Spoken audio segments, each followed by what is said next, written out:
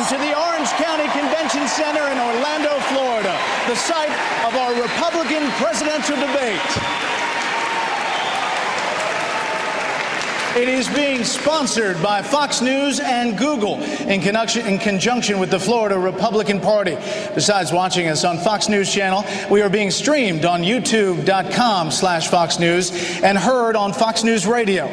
Now, let's meet the candidates. Texas Governor Rick Perry. Former Massachusetts Governor Mitt Romney. Congressman Ron Paul. Congresswoman Michelle Bachmann. Former Speaker of the House Newt Gingrich. Businessman Herman Cain. Former Senator Rick Santorum. Former Utah Governor John Huntsman. And former New Mexico Governor Gary Johnson. Joining me at the big desk tonight, my Fox News colleagues Megyn Kelly and Chris Wallace. With our partner Google, we have some new features we'd like to quickly tell you about. Throughout the night, we'll be playing some questions from viewers who posted their video and text questions on YouTube. We will also be polling viewers on key issues while the debate is underway, and we'll have updates from our own Shannon Breen. Our rules are similar to previous Fox debates: 1 minute for answers, 30 seconds for follow-ups, and after an outpouring of emails from dog owners who said the last bell sounded like their doorbell, we have a new sound for the candidates if they run too long. Thank you to Google for that sound. We hope after a string of debates we don't have to use that too much. Now, we received thousands and thousands of questions from around the world on different topics. Each one of these pins on the map is another question, from healthcare and immigration to foreign policy and social issues. But the highest percentage of questions dealt with jobs, the economy, debt, and government spending. And that was even before today's major market slide. What makes this debate unique is that not only did you submit the questions, you voted on them, letting everyone know which questions you think the candidates should be asked tonight. We received questions from all 50 states, but our first question comes from Dave Maldo, right here in Orlando, Florida.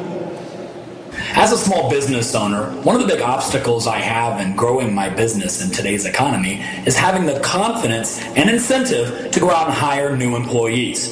I'm wondering what each one of our candidates would propose to do as president to help incent small businesses like mine to hire new employees and to confidently grow our business in this troublesome economic environment. Governor Perry, I'll put that question to you. Yes, sir. Well, Rick Scott's sitting right over there, and he and I compete every day with trying to get jobs into our states. And what we've done in the state of Texas over the course of the last decade is to lower that tax burden on the small businessmen and women, have a regulatory climate that is fair and predictable, and a sweeping tort reform that we passed in 2003 that told the personal injury trial lawyers, don't come to Texas because you're not going to be suing our doctors frivolously. That's the way you get the government off of the back of small businessmen and women, and that's the way you free up those small business entrepreneurs where they know that they can risk their capital and have a chance to have a return on investment. If it'll work in the state of Texas, it'll work in Washington, D.C., and that's exactly what I'm going to bring to Washington when I go there in in January of 2013. Governor Perry, the thing we heard from most people who submitted questions is they wanted specifics, they wanted details. Most of the people on the stage, opponents, have a specific jobs plan on paper that people can read.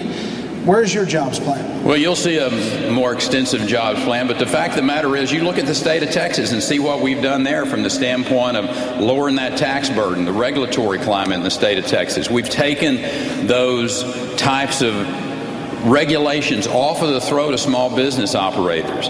People understand that the state of Texas during the last decade, something special happened there. It was the #1 state for relocation. for 5 years in a row, and we plan on keeping it that way, Rick. Governor Romney, you have a specific plan. In recent days, actually, the top rising search of your name on Google actually dealt with people searching for specifics of that plan. But a Wall Street Journal editorial recently called your 59-point economic plan, quote, surprisingly timid and tactical considering our economic predicament. Specifically, the editorial board had a problem with you picking the $200,000 income threshold for eliminating interest, dividends, and capital gains taxes, writing that you are afraid of President Obama's, quote, class warfare rhetoric. How do you respond to that criticism? Well, let's go back and talk. Microphone on? Can we get the mic on? There we go.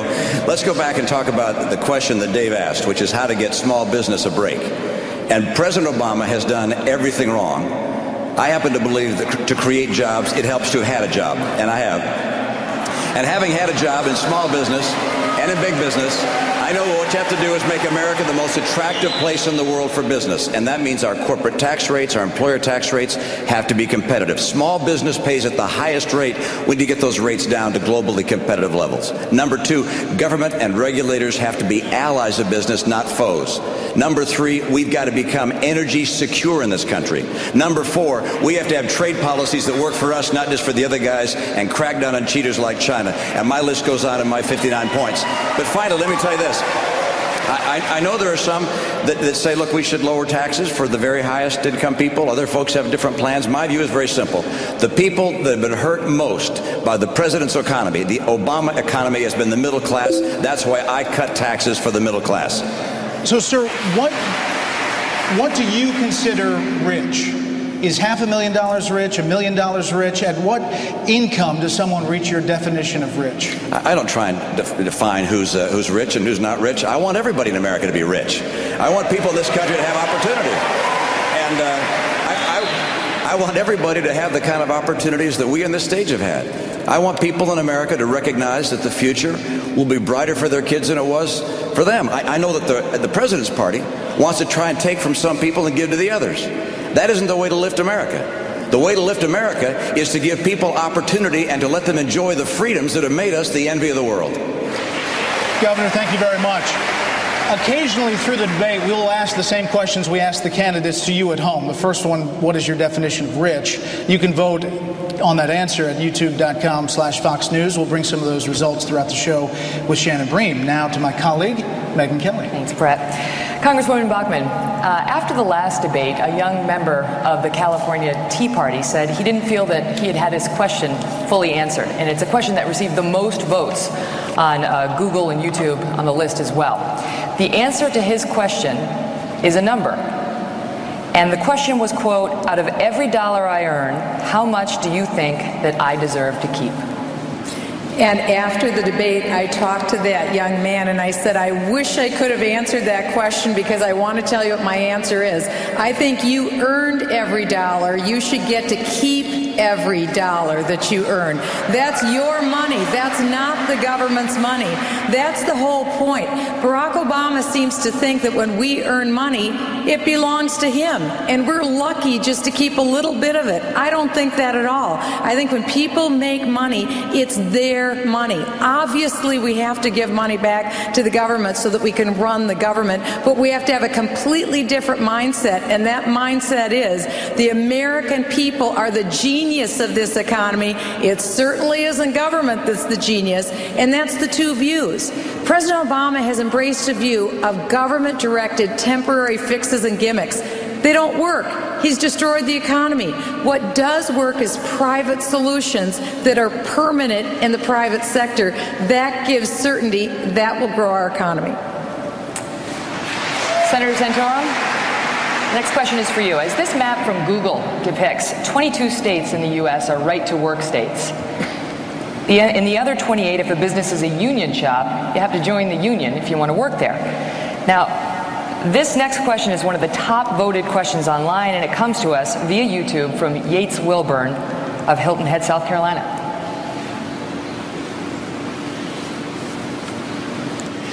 With unemployment numbers remaining above 9%, union issues such as the National Labor Relations Board lawsuit against Boeing and several union battles in state legislatures across the country have become incredibly relevant to the national discussion. For all the candidates, would you support some form of a federal right-to-work law allowing all workers to choose whether or not to join a union? That's for you, Senator Santorum. I think the most important area that we have to focus in on when it comes to unions is public employee unions. That's the area of unionization that's growing the fastest, and it's costing us the most money. We've seen these battles on the state level where unions have really bankrupted states, from pension plans to here in the federal level, for example, 30 to 40% union employees make above their private sector equivalents. I do not believe that state, federal, or local workers, unions, should be involved in unions. And I would actually support a bill that says that we should not have public employee unions for the purposes of wages and benefits to be negotiated.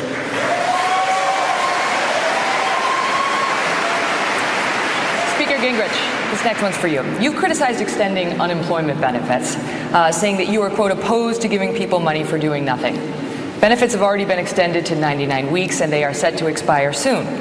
If you were president today, would you extend unemployment benefits? And if not, how do you justify that to the millions of unemployed Americans who are looking in earnest and whose families are depending on those checks? Well, what I've said is that I think unemployment compensation should be tied directly to a training program.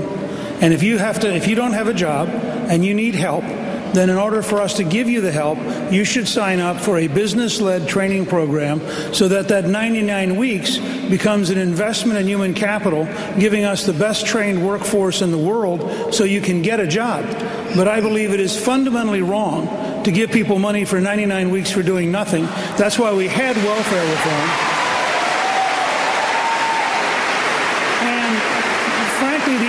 Thing for Congress to do if the president sends up a proposed extension is to allow all 50 states to experiment at the state level with developing a mandatory training component of unemployment compensation, so you'd have 50 parallel experiments and not pretend that Washington knows best or that Washington can solve the problem by itself. But I believe deeply people should not get money for doing nothing. Now I turn to my colleague Chris Wallace. Chris. Brett, thank you. Good evening, candidates. Governor Huntsman, in Utah, you offered millions of dollars in tax credits to promote clean energy. In June, you said that as president, you would subsidize natural gas companies. How is that different from the Obama administration, which gave the solar panel company Solyndra $500 million in federal loan guarantees? And as we all know, that company ended up bankrupt, and we taxpayers ended up on the hook. Chris, first of all, it's an honor to be here in Orlando, home of my wife, the greatest human being I've known in 28 years. We've learned some important lessons as this economy has spun out of control. We have some hard decisions to make, and we're not going to fix the problem. We're not going to be able to bring our people together in America until we fix the economy. I'm convinced that part of the divide that we're experiencing in the United States, which is unprecedented, it's unnatural, and it's un-American, is because we're divided economically. Too few jobs, too few opportunities. We have learned that subsidies don't work and that we can no longer afford them. I believe that we can move toward renewable energy, but we're going to have a bridge product. Everybody wants to draw from the sun and draw from the wind, and I'm here to tell you that eventually that will make sense, but today the economics don't work. We need something like natural gas. I put forward an energy independence program along with tax reform and regulatory reform. Just by drawing from natural gas, for example, you're looking at 500,000 to 1 million jobs over the next 5 years. It is ours, it's affordable, it has important national security implications, and we should begin the conversion process. But just a 30-second follow-up, sir. In June, you told the New Hampshire union leader, as president, you would subsidize the natural gas industry. I would be willing to begin an effort so long as there was a rapid phase-out. I do not like subsidies. I do not like long-term subsidies. But if there was some sort of way to get the ball rolling with a quick phase-out, I would be in favor of that. Mr. Kaine, I want to follow up on your 999 plan for economic growth. That's a 9%.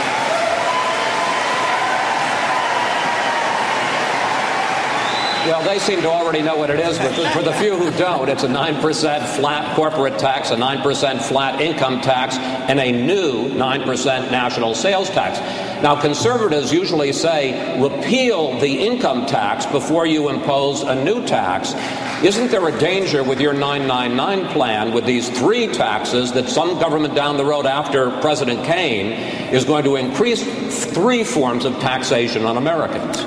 No, there's no danger in that. And first, let me answer Dave's question with the 999 plan. Unfortunately, nobody up here answered this question. He wanted to know, as a small businessman, what are we going to do in order to help him as a small business person?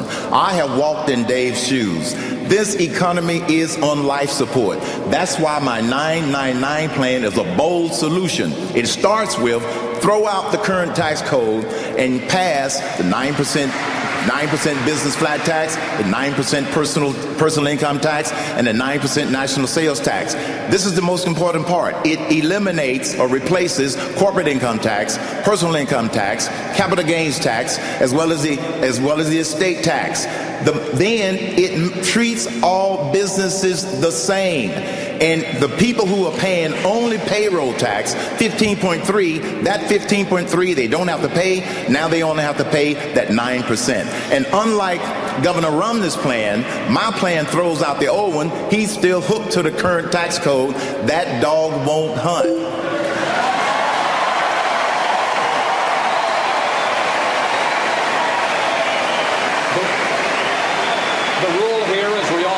If your name is mentioned in an answer, you get 30 seconds to respond. Governor Romney.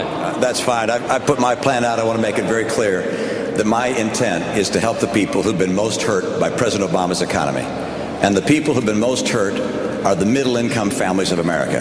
And that's why my plan says that if middle-income families want to save their money, anybody earning under $200,000, and not pay any taxes on interest, dividends, or capital gains. Zero tax on their savings. That's the plan I'm for, and I'll get that done in my first year. Thank you. Congressman Paul, I want to show you the video that got the most votes of all the video questions submitted to YouTube, and this one comes, as you can see, from Brandy and Michael in Spencer, Indiana. There's growing concern among Americans about the size and the scope of the federal government and its infringement upon state and individual rights. If you're elected president, how do you plan to restore the 10th Amendment, hold the federal government only to those enumerated powers in the Constitution, and allow states to govern themselves? Congressman, what's your answer for Brandy and Michael? Well, obviously it would take more than one individual, but the responsibility of the president would be to veto every single bill that violates the 10th Amendment. That would be the solution. Anything else, sir? You got a little time left.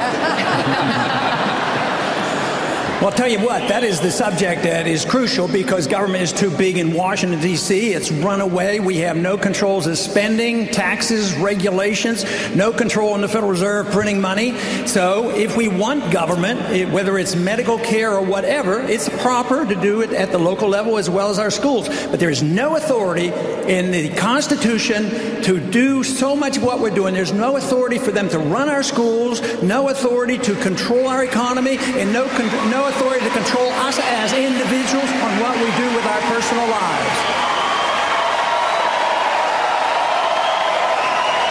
Thank you, Congressman.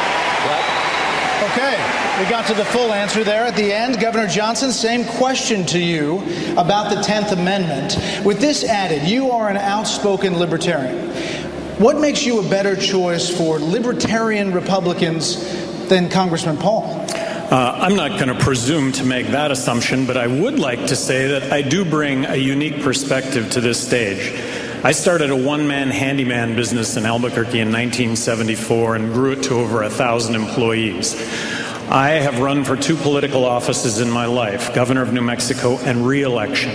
I promised to submit a balanced budget to Congress in the year 2013.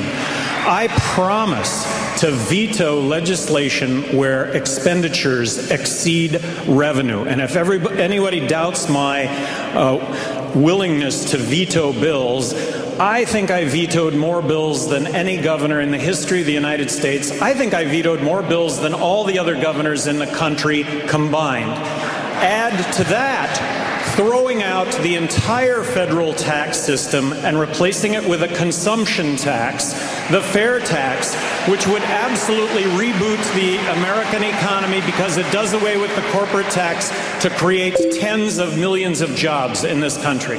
Governor Johnson, thank you. We'll be coming back to the issue of the economy throughout this debate tonight. As I mentioned at the top of the show, we'll also be checking in with our own Shannon Bream throughout the night to get real-time updates from people watching. Shannon. Hi, Brett. Well, this is the most interactive debate ever, and it's thanks to our partner, Google. You can go to youtube.com/Fox News. What happens there is folks can see the debate streaming live, but also to the right of the screen, all night long, we are sending out questions so we can get your answers at home, and you can participate and weigh in. Brett, a little bit earlier, asked Governor Romney how he defines rich. It's a question we put to folks out on the internet as well, and we've got the results. Here's the question. I define rich as someone having an annual income higher than $100,000, 13% of you weighed in there. $250,000, 22%. $500,000, 22%, and the majority went with $1 million annual income. That defines you as rich. 44% of those who voted. We'll be going through all kinds of polls and data on the commercials. Join us at youtube.com/Fox News. Brett, back to you. Thanks, Shannon. After the break, we will be tackling foreign policy, government spending. Shannon will have more on that, too, and also the issue of immigration. Now, here for a preview of what's to come, let's take a look at what's called a word cloud. It shows the words that were used most often in all the questions you asked about immigration. The bigger the word, the more often it was used. The biggest word in this cloud, as you can see, is illegal. Back after a short break.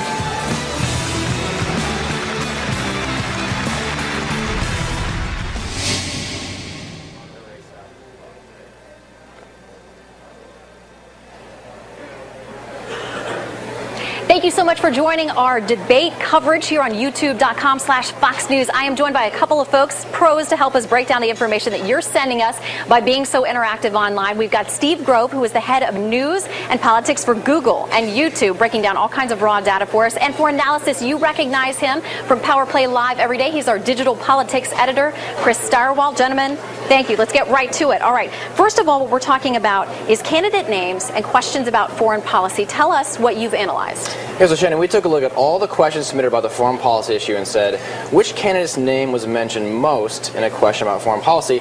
As you can see on the graphic behind you, Ron Paul, far and away the candidate who gets the most mentions when it comes to foreign policy questions. All right, so with that data in mind, Chris, that seems to be the issue he likes to talk about the most.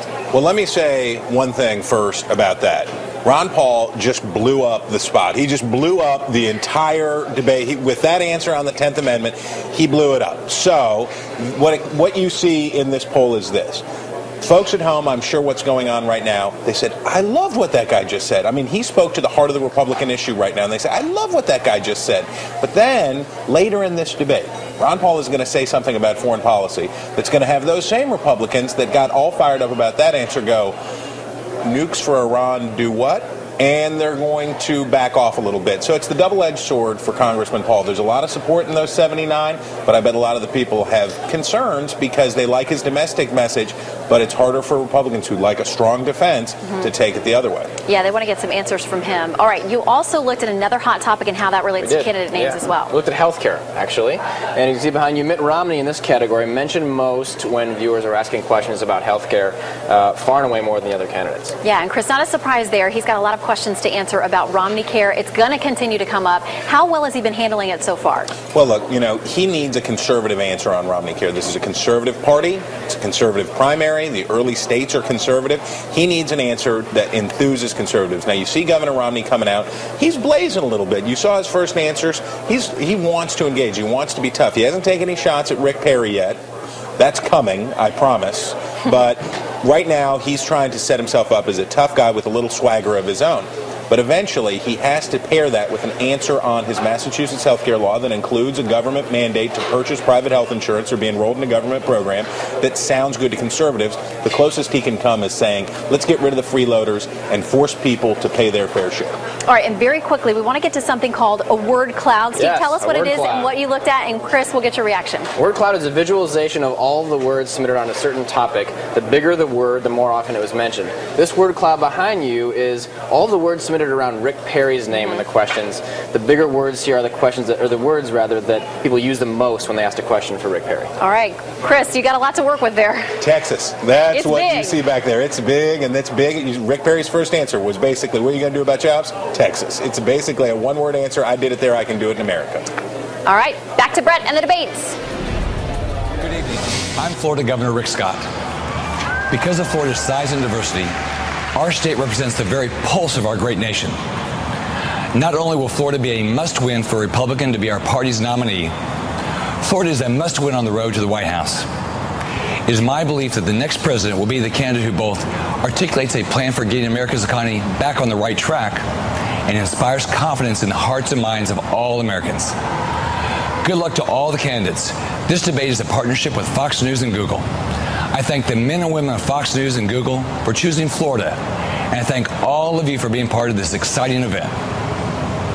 Thank you, Governor Scott, and welcome back to Orlando, Florida, and the Republican presidential debate. My colleague Megyn Kelly will take us through the next round of questions on government spending and debt. Thanks, Brett. Governor Perry, Governor Romney has been hammering you on your idea of turning Social Security back to the states repeatedly. Can you explain specifically how 50 separate Social Security systems are supposed to work? Well, let me just say first, for those people that are on Social Security today, for those people that are approaching Social Security, they don't have anything in the world to worry about. We have made a solemn oath to the people of this country that Social Security program in place today will be there for them. Now, it's not the first time that Mitt's been wrong on some issues before. And the bottom line is we never said that we were going to move this back to the states. What we said was we ought to have as one of the options the state employees and the state retirees, they being able to go off of the current system onto one that the states would operate themselves. As a matter of fact, in Massachusetts, his home state, almost 96% of the people who are on that program, retirees and state people, are off of the Social Security program. So having that option out there to have the states, Louisiana does it, almost every state has their state employees and the retirees that are options to go off of Social Security. That makes sense. It's an option that we should have. Governor Romney, you're satisfied with that? Well, it's different than what the governor put in his book just 6 months ago, and what you said on your interviews following the book. So I don't know. There's a Rick Perry out there that's saying that almost to quote, it says that the federal government shouldn't be in the pension business, that it's unconstitutional, and it should be returned to the states. So you better find that Rick Perry and get him to stop saying that. Now, my own view is that we have to make it very, very clear that Social Security is a responsibility of the federal government, not the state governments. We're going to have one plan, and we're going to make sure that it's fiscally sound and stable. And I'm absolutely committed to keeping Social Security working. I put in my book that I wrote a couple of years ago a plan for how we can do that to make sure Social Security is stable, not just for the next 25 years, but for the next 75. Thank you. And I would like to respond to that. Go ahead, Governor Perry. Speaking of books and talking about being able to have things in your books and back and forth, and your economic advisor talked about Romneycare and how that was an absolute bust, and it was exactly what Obamacare was all about. As a matter of fact, between books, your hard copy book, you said that it was exactly what the American people needed to have that Romneycare given to them as you had in Massachusetts. Then in your paperback, you took that line out. So speaking of not getting it straight in your book, sir, that wouldn't be a good one for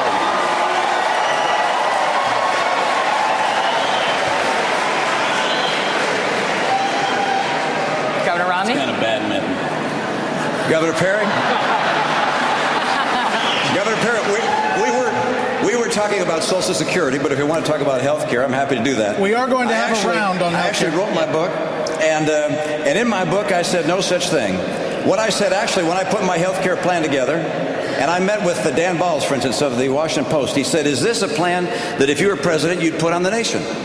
Have the whole nation adopt it? I said, absolutely not. I said, this is a state plan for a state. It is not a national plan. And it's fine for you to retreat from your own words in your own book, but please don't try and make me retreat from the words that I wrote in my book. I stand by what I wrote. I believe in what I did, and I believe that the people of this country can read my book and see exactly what it is. Thank you.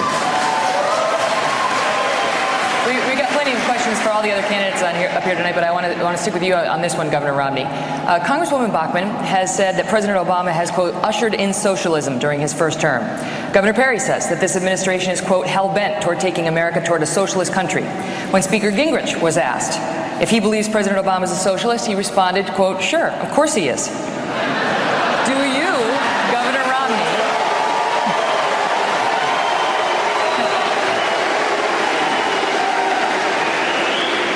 Governor Romney, believe that President Obama is a socialist? Let me tell you the title that I want to hear said about President Obama, and that is former President Barack Obama. That's the title I want to hear. Now, let me tell you this. What President Obama is a big spending liberal, and he takes his political inspiration from Europe and from the socialist Democrats in Europe. Guess what? Europe isn't working in Europe. It's not going to work here. I believe in America. I believe in the opportunity and in the freedom that is American opportunity and freedom. I believe in free enterprise and capitalism. I believe government is too big. It's gone from 27% of our economy in the years of JFK to 37% of our economy. We have to rein in the scale of government, or we're not going to continue to be a free economy. I love this country. I spent my life in the private sector, not in government. I only spent 4 years as a governor. I didn't inhale. I'm a business guy. I'm going to get America working again because I believe in the principles that make America the hope of the earth. Thank you.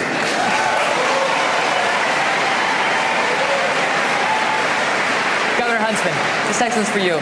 This week, President Obama proposed a tax hike on millionaires, saying that they need to pay their, quote, fair share. According to an August Gallup poll, 66% of American adults actually believe that a tax hike on the wealthy is a good idea to help tackle our mounting debt. Is there any scenario under which you could side with the 66% of people who believe that it is a good idea to raise taxes on millionaires? We're not going to raise taxes. This is the worst time to be raising taxes, and everybody knows that. We need to grow. We need to be reminded of what Ronald Reagan told us so beautifully, that which is great about America, freedom. We need to reestablish freedom in the marketplace. We need to address our underlying structural problems that we have. And in order to do that, we're going to have to fix our taxes. And we put forward a program endorsed by the Wall Street Journal that phases out for individuals all the loopholes, all the deductions, and creates 3 rates, 8, 14, 23. On the corporate side, it phases out all of the corporate welfare, all of the subsidies, and it gets it from 35 to 25%. This is exactly where we need to be. We need to grow. We need to create jobs. This is not a point in time where we should be raising taxes. We need to fix the underlying structural problems in this economy. And until such time as we do, we're not going to provide the confidence to businesses who are looking to deploy capital in the marketplace and hire people. And that would be serious tax reform like I proposed and like I did in the state of Utah. And that would be structural reform as well, dealing with Dodd-Frank and repealing Obamacare, because they are presenting tremendous uncertainty to the marketplace right now. Thank you, Governor. Mr. Kaine, this question was one of the top 10 video questions voted on by people online, and it comes to us from Lee Doran of Arlington, Virginia, via YouTube. My question is, if you were forced to eliminate one department from the federal government, which one would you eliminate and why? Thank you.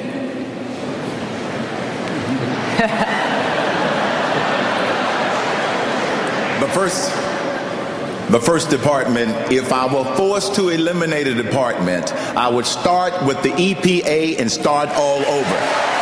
It's out of control. Now I know that makes some people nervous, but the EPA has gone wild. The fact that they have a regulation that goes into effect January 1st, 2012 to regulate dust says that they've gone too far. So rather than try to fix it, eliminate all of the things that they have right now, and then start rebuilding a responsible EPA. Now, with the rest of my time, may I offer a solution for Social Security rather than continuing to talk about what you call it? I have proposed the Chilean model. It's been around 30 years and it works. It's a personal retirement account. And in the last 30 years, not only has Chile succeeded with that model, but 30 other countries have done so. I don't think we're doing a service to the American people to keep bantering about what you call it and what you don't call it. The solution is fix it. Speaker Gingrich, every day the federal government takes in about $6 billion, but spends about 10. Right? So we borrow 40 cents of every dollar we spend. Now, I understand that you believe that if we modernize the federal government, then it'll help a lot. It'll save billions. But given the resistance that we've seen in Washington, the seeming intractable resistance we've seen in Washington to spending cuts, how can you possibly slash spending by 40%? How can you do it? Well, the way you described the question, you can't. Well, that's it. I mean, stick a fork in us. If you assume Washington remains the way Washington is right now, it's all hopeless. We might as well buy Greek bonds and go down together. How do you get us past that?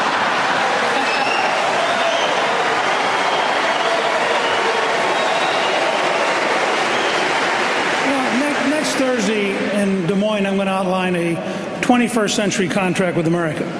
It's going to be far bolder, far deeper, far more profound than what we did in 1994 or what I helped Jack Kemp and Ronald Reagan do in 1980. It's important to remember, this month in the Reagan administration, September 1983, we created 1,100,000 new jobs. Obama's socialist policies, class warfare and bureaucratic socialism, we created 0 in August.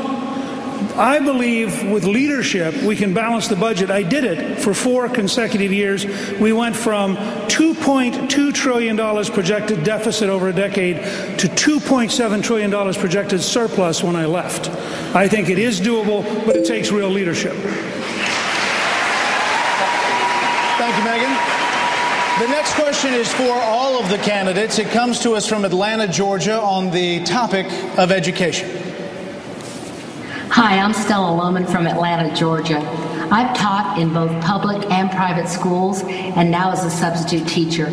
I see administrators more focused on satisfying federal mandates, retaining funding, and trying not to get sued, while the teachers are jumping through hoops, trying to serve up a one-size-fits-all education for their students.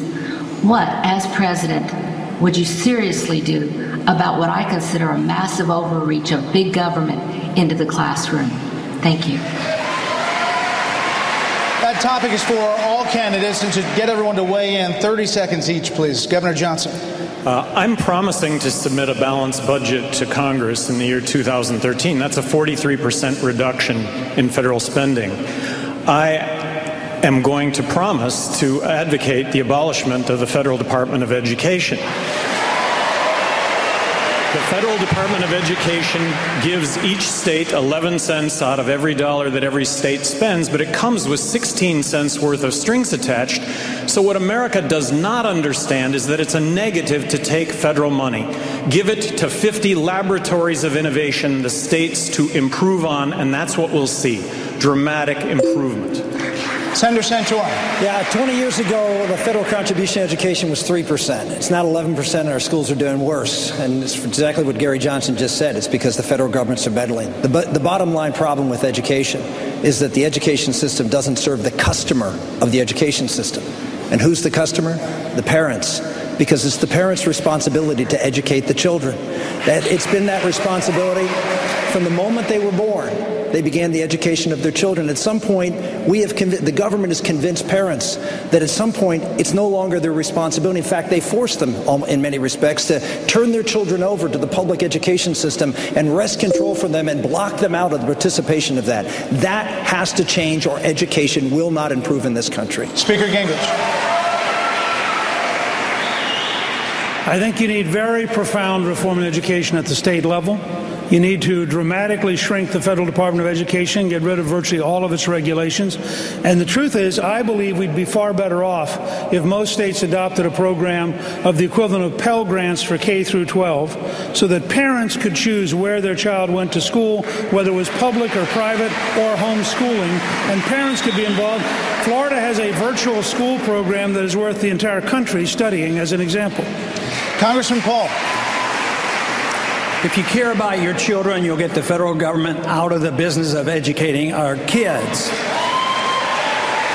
In 1980, when the Republican Party ran, part of the platform was to get rid of the Department of Education. By the year 2000, it was eliminated, and we fed on to it. Then we, as Republicans, added No Child Left Behind. So the first thing a president should do is the goal should be set to get the government out completely, but don't enforce this law of No Child Left Behind. It's not going to do any good, and nobody likes it.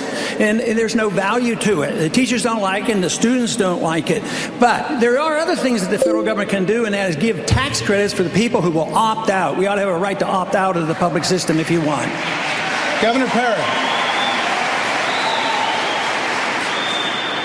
There are a lot of good ideas here on the side, whether it's cutting back on the Department of Education, making those types of reductions. I happen to believe we ought to be promoting school choice all across this country. I think the voucher system, charter schools all across this country, but there's one person on this stage that is for Obama's race to the top, and that is Governor Romney. He said so just this last week, and I think that is an important difference between the rest of the people on this stage and one person that wants to run for the presidency, being in favor of the Obama race to the top, and that is not conservative. Governor Romney. Nice try. Let me tell you what I think I'd do. One, education has to be held at the local and state level, not at the federal level. We need to get the federal government out of education. And secondly, all the talk about we need smaller classroom size, look, that's promoted by the teachers' unions to hire more teachers. We looked at what drives good education in our state. What we found is the best thing for education is great teachers.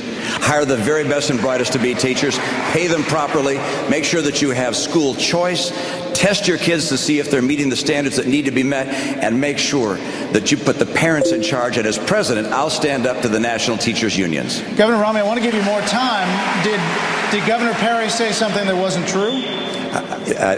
I'm not sure exactly what he's saying. I don't support any particular program that he's describing. I think that the president, I think that the Secretary of Education, Arne Duncan, is doing a good thing by saying, you know what?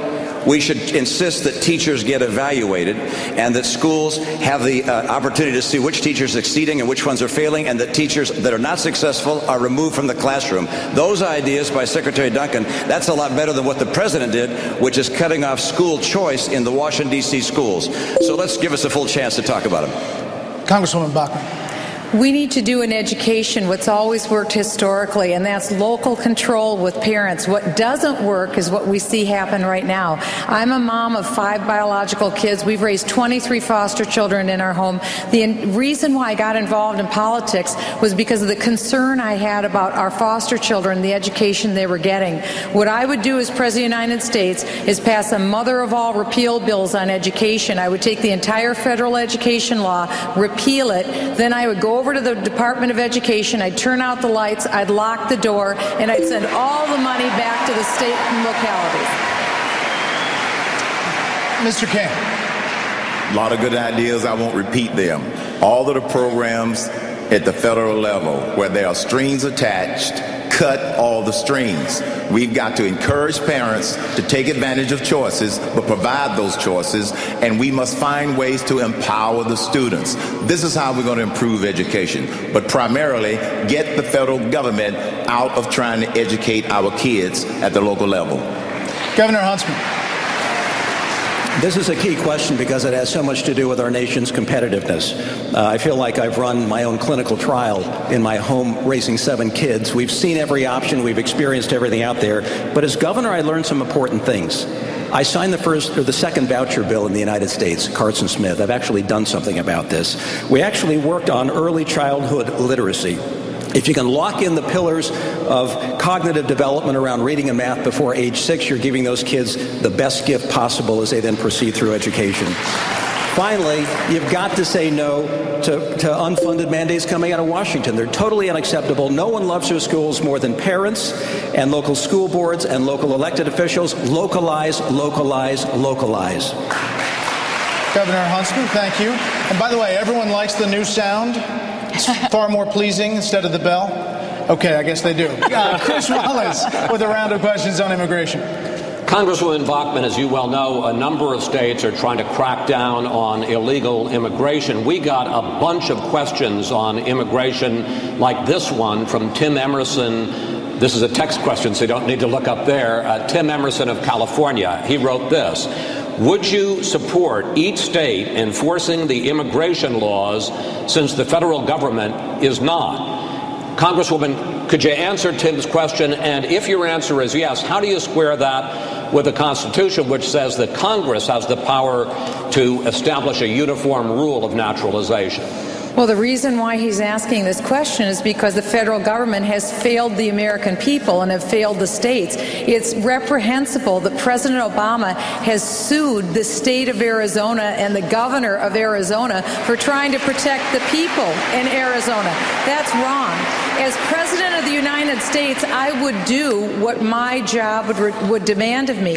That's to uphold the sovereignty of the United States of America. To do that, I would build a fence on America's southern border, on every mile, on every yard, on every foot, on every inch of the southern border. I think that's what we have to do. Not only build it, but then also have sufficient border security and enforce the laws that are on the books with the ICE agents, with our border security. And here's the other thing I would do. I would not allow taxpayer-funded benefits for illegal aliens or for their children. That's a magnet. End the magnets for illegal aliens to come into the United States of America. Congresswoman, thank you, and we're going to get back to that issue in a moment. But first, Speaker Gingrich, as you well know, there's a debate going on in Congress right now about whether or not to make all employers, all businesses use E-Verify, a government database, to check whether or not new hires are legal. Now, some Tea Partiers object to that idea because they say it would turn small businessmen into immigration agents. But Kristen Williamson of the Federation for American Immigration Reform sent this question. Please look at it. Kristen Williamson, the Federation for American Immigration Reform. Struggling U.S. workers continue to compete with millions of illegal aliens. Do you support legislation to require all employers to use E-Verify in order to ensure that the people that they hire are actually legally authorized to work in the U.S.? And will you impose penalties against employers who continue to hire illegal workers? The question, Mr. Speaker, is should employers be required to use E-Verify? Well, let me say, first of all, I think that we'd be far better off to outsource E-Verify to American Express, MasterCard, or Visa, because they actually know how to run a program like that without massive fraud. Second, the program should be as easy as swiping your credit card when you buy gasoline. And so I would ask of employers, what is it you would object to in helping the United States of America in dealing with a problem involving illegal immigration? But in addition, I want to reinforce what Congresswoman Bachmann said. I strongly favor 100% control of the border, and I strongly favor English as the official language of government.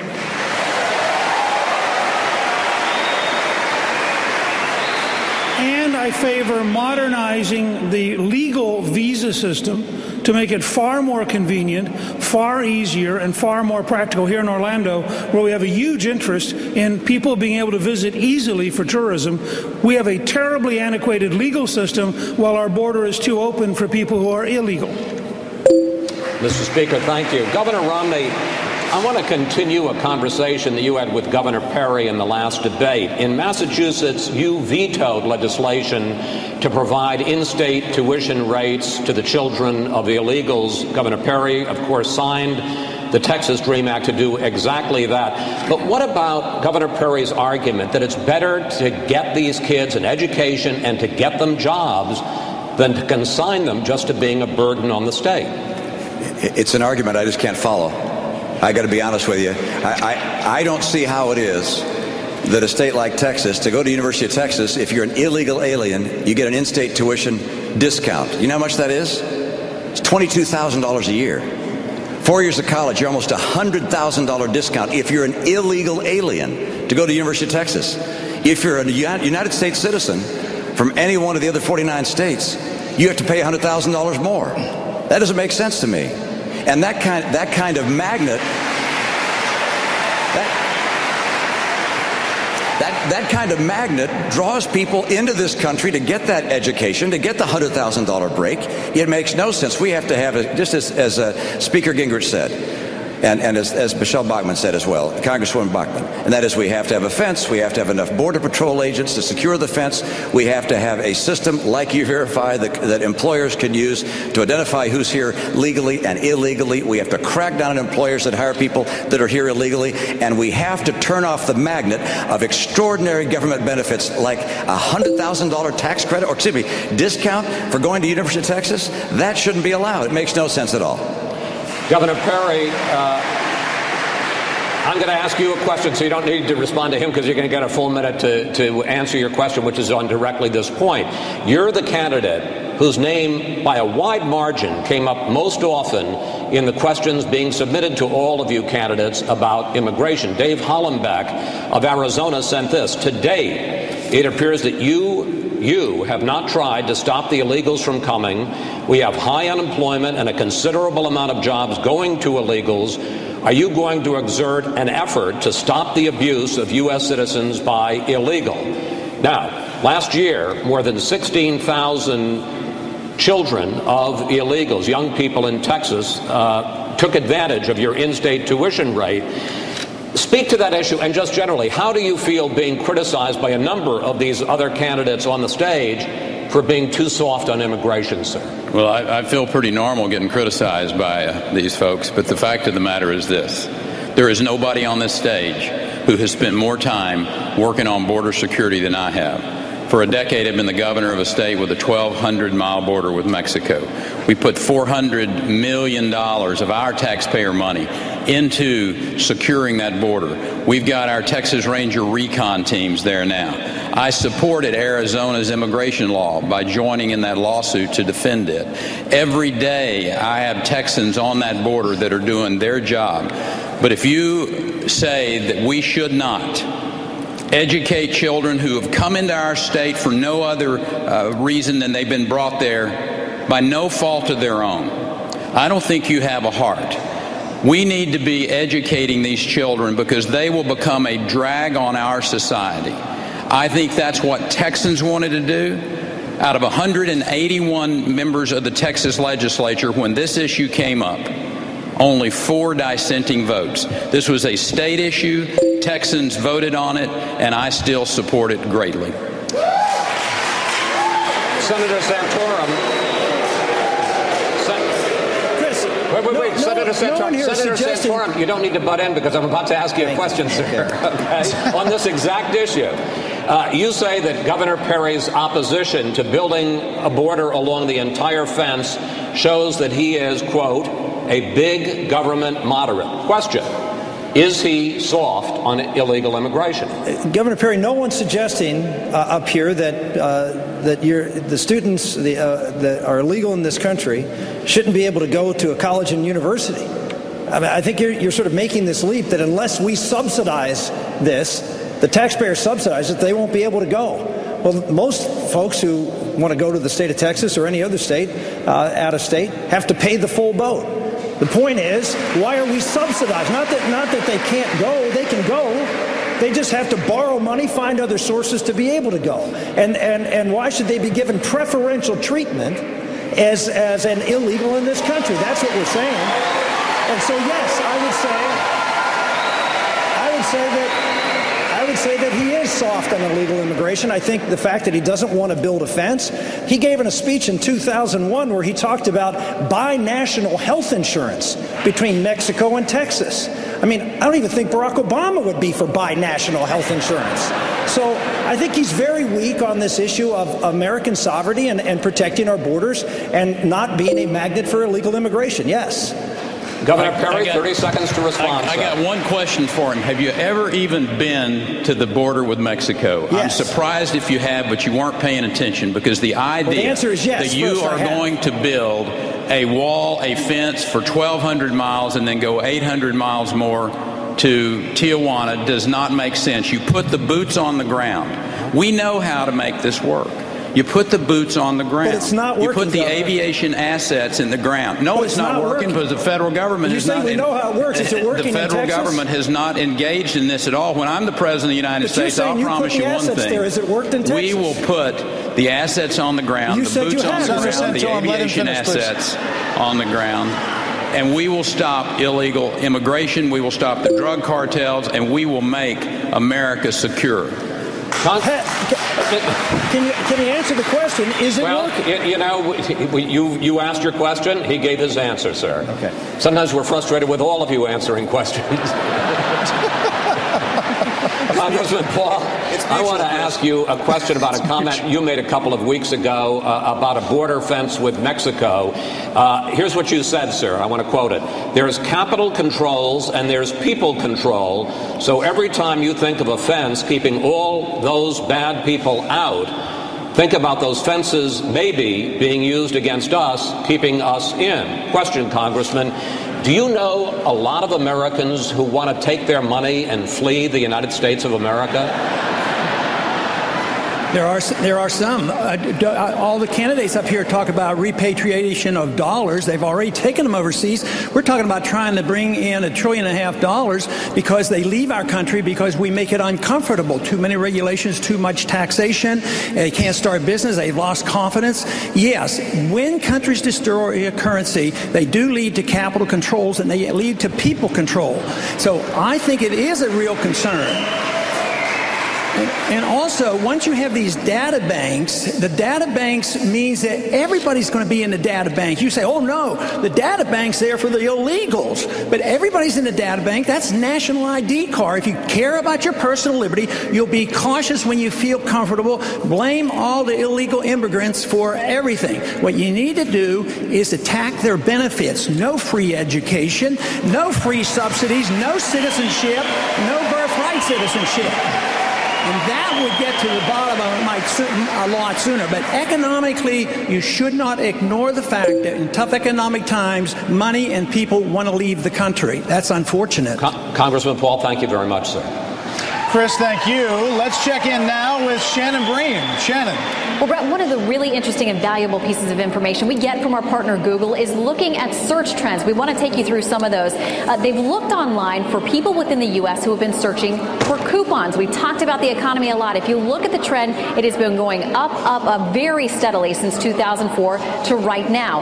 Another search compares home loan searches for foreclosure searches. Those have flipped over time, and now more people searching for information about foreclosures than home loans. And another look, this compares folks searching for the best SUV, miles per gallon, and also gas prices, and those go together. When people are worried about their pocketbooks, worried about finding a bargain, they're also looking at how they can save on gas and how they can conserve.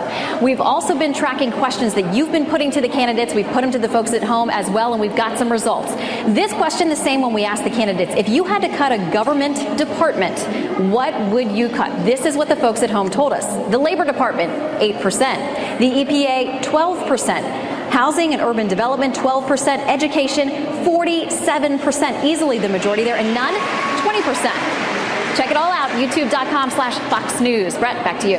Thanks, Shannon. We'll check back with you a little later. Up next, foreign policy, social issues, and health care after the break.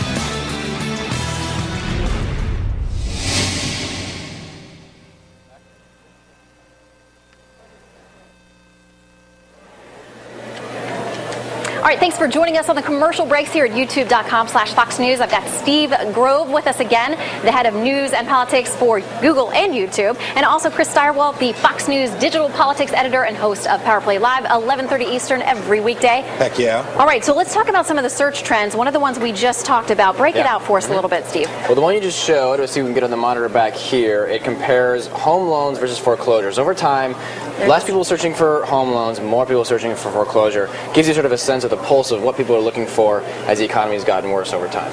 All right. Any surprise there? We know that housing is a big problem, Chris. No, ma'am, and that's the whole problem for President Obama. If your house isn't worth what it is, even if you're not moving, even if it doesn't affect the amount of money that you have in your pocket that day, it makes you feel poor, it makes you feel less prosperous, it makes you feel like the country's going the wrong direction. Yeah, it certainly affects the mood, and when you look at that, that's reflected in job performance, and the numbers haven't been good on that account, and you know when people are worried about their house and their job, that's naturally going to be the result. All right, and speaking of jobs, you've tracked some data on that as well, Steve.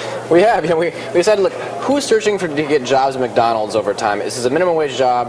A lot of people are losing their jobs. Who's looking for a job at McDonald's since 2004? Numbers going up and up. More and more people looking to find a job at McDonald's and a lot of other places like it. So significant trend there. I mean, significant numbers weighing in on this specific search. Yeah, pocketbook issue. You know, folks looking for work, go to Google, look for a job on the site, and it just goes up and up over time.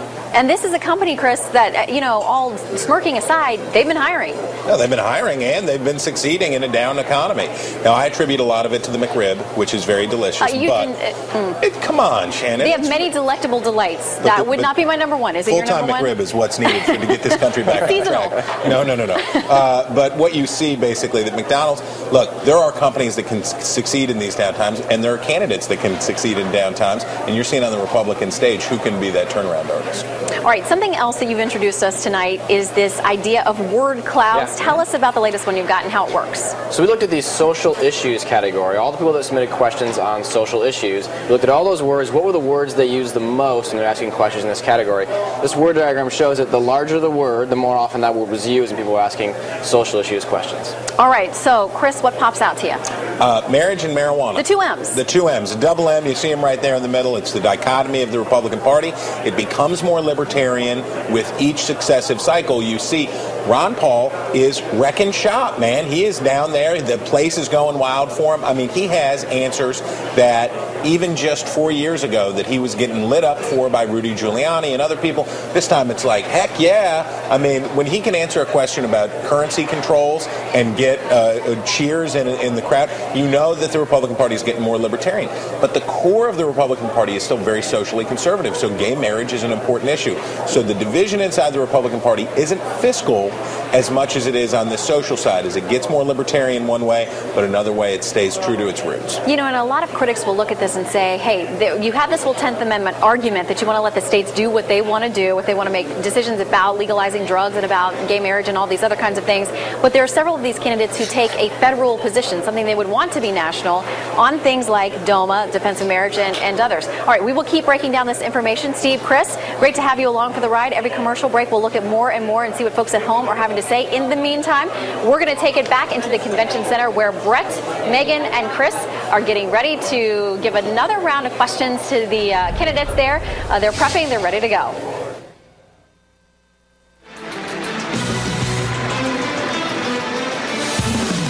Welcome back to Orlando and the Republican presidential debate. We're partnering, easy for me to say, with Google and the Florida Republican Party. Now to the topic of foreign policy. And all night we've been showing you these word clouds. Take a look at this one. All the searches on foreign policy, Israel is the biggest word. These are actually the words used in questions.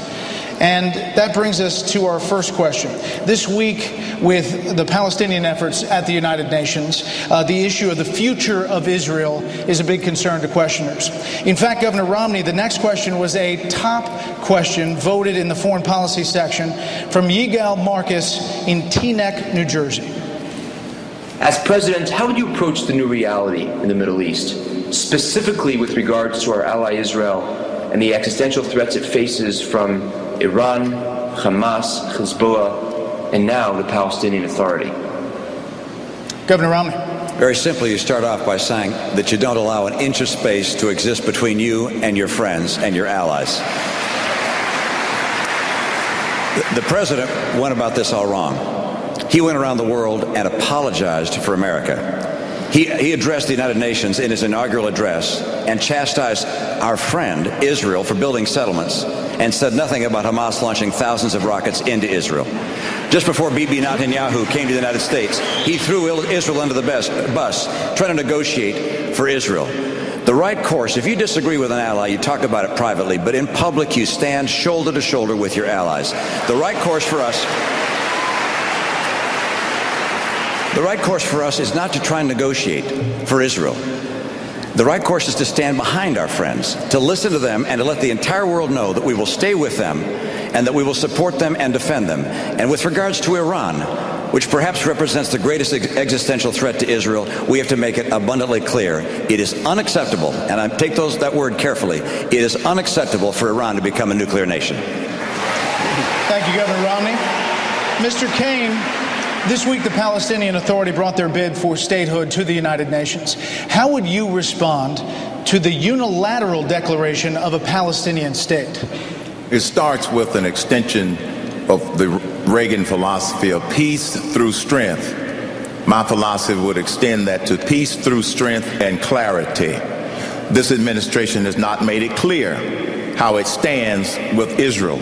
When I was in Israel last month, I met with the Deputy Prime Minister, and he made it shockingly, chillingly clear that given everything that's going on, number one, Israel will defend itself with all of the tensions going on in the Middle East. And he also made it real clear that he wasn't sure how this administration stood when it came to Israel.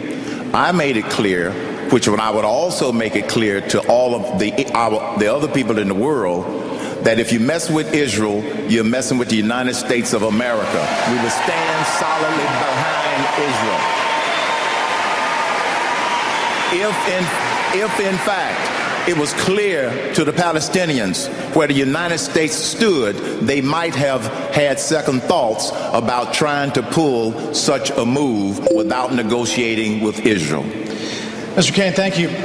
Here's a comparison of searches on Google for Israel, Pakistan, and Afghanistan over the past few years. You can see the lines here. Israel dominates the searches except for a few critical moments in time for Pakistan, which brings us to this. Governor Perry, if you were president and you got a call at 3 a.m. telling you that Pakistan had lost control of its nuclear weapons at the hands of the Taliban, what would be your first move? Well, obviously, before you ever get to that point, you have to build a relationship in that region. And that's one of the things that this administration has not done. Yesterday, we found out through Admiral Mullen that Haqqani has been involved with, and that's the terrorist group directly associated with the Pakistani country. So to have a relationship with India, to make sure that India knows that they are an ally of the United States. For instance, when we had the opportunity to sell India the upgraded F-16s, we chose not to do that. We did the same thing with Taiwan. The point is, our allies need to understand clearly that we are their friends. We will be standing by there with them. Today, we don't have those allies in that region that can assist us if that situation that you talked about were to become a reality. Senator Santorum, if the security situation were to fall apart in Iraq in 2012, would you support sending U.S. troops back to the region to stabilize the gains made? I'm not for taking them out of the region. I believe that we need to listen to our generals, and our generals are very, very, very clear that we need to continue to stabilize the Iraqi government wants and needs our intelligence in particular, needs force protection. We need to have anywhere, I'm hearing numbers of 20, 30,000 troops potentially to remain in Iraq, not indefinitely, but to continue to make sure that this is a stable transition. This is the difference between Congressman Paul, Governor Huntsman, Governor Perry, and myself when it comes to this issue. I stand up and say that when we engage in Iraq and Afghanistan, we engage because we want to be successful. We want victory. We want to have accomplished a national security objective for this country, to make sure that we are safer. We're not on a political agenda to withdraw troops. So the first thing is to make sure that we secure success. To answer the question on Pakistan, which I'm not too sure was answered, The bottom line is that we should be establishing relationships in Pakistan with allies of ours, folks like relationships with President Musharraf, who we had in the past, with others in that country. So if in fact something like that would occur, we could work in concert to make sure that coup could be overturned and make sure that those nuclear weapons do not fall into those hands. But working with allies at that point is the last thing we want to do. We want to work in that country to make sure that the problem is diffused. Speaker Gingrich, many of the foreign policy questions we received had directly to do with the U.S. economy as well when it came to the topic of foreign aid.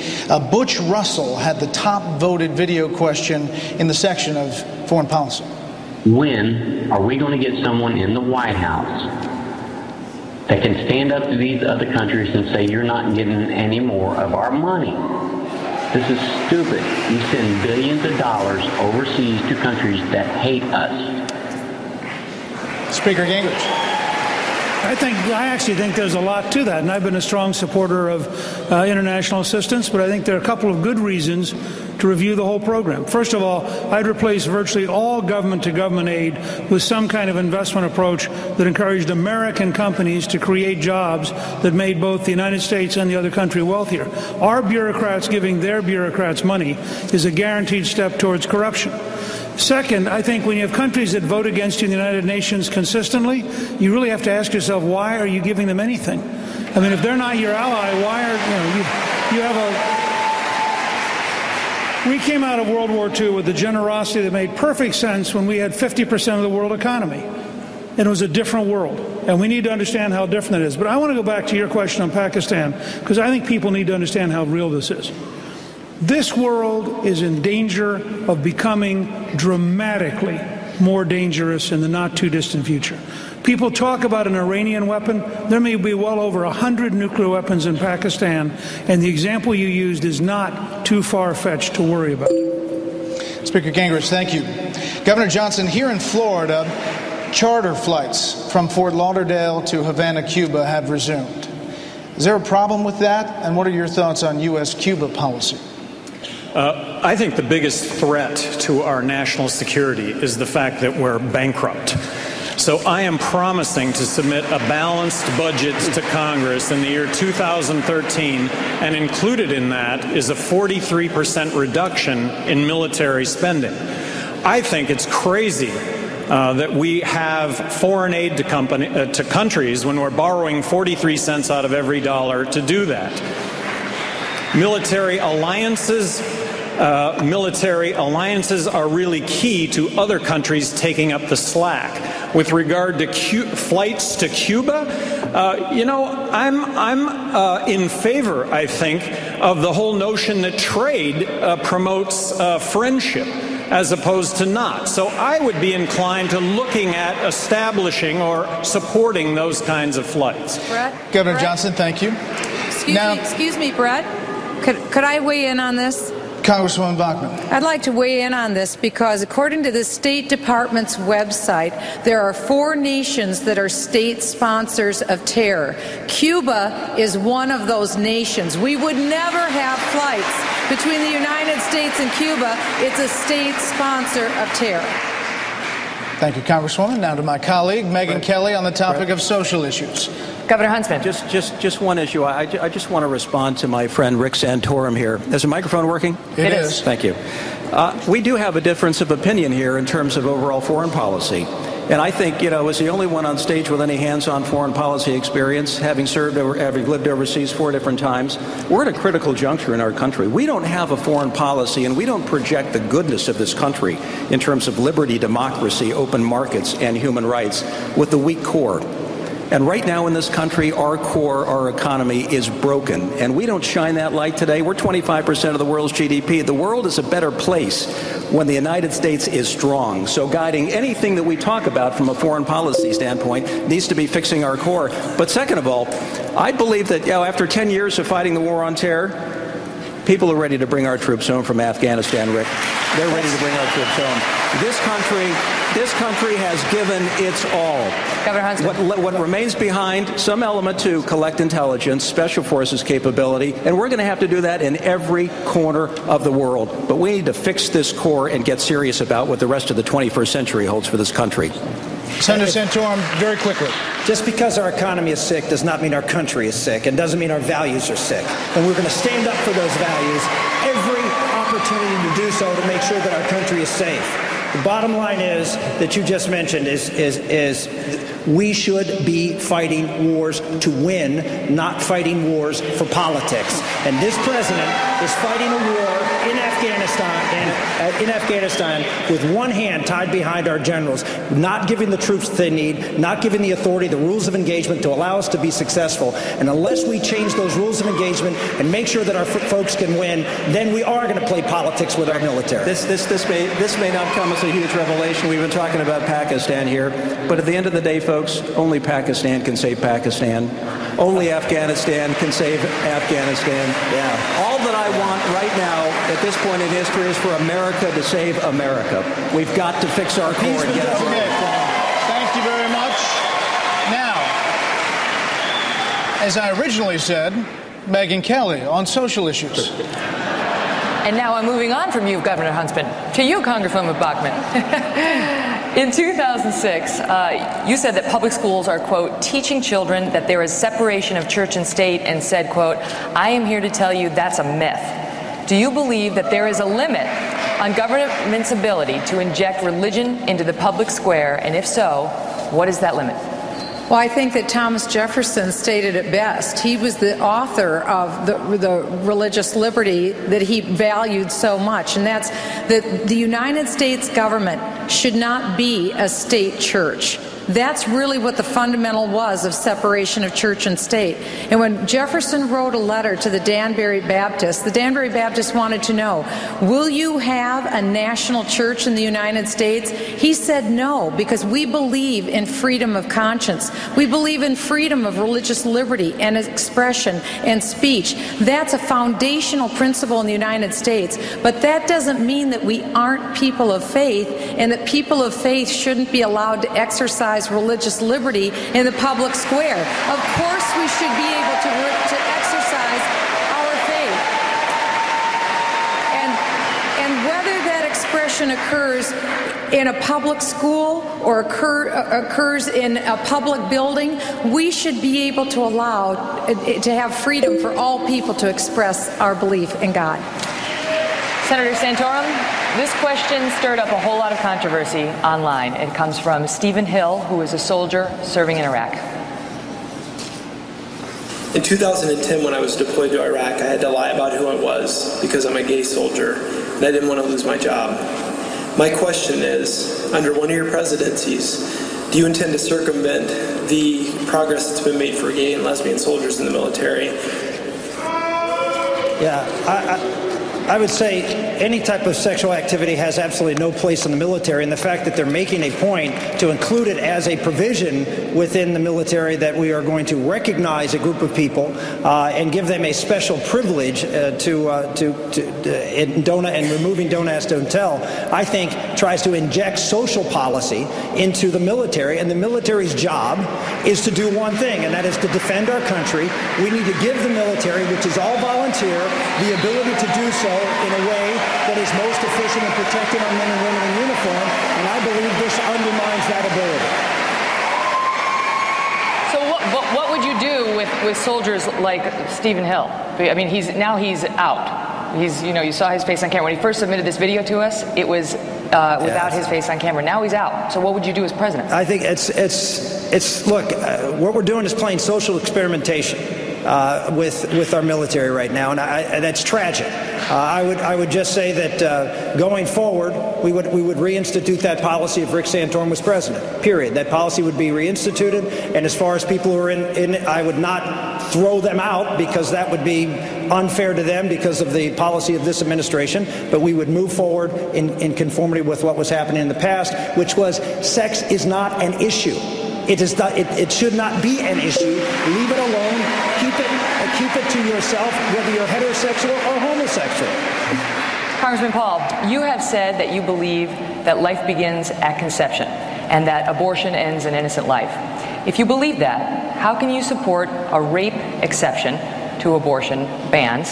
And how can you support the morning after pill? Aren't those lives just as innocent?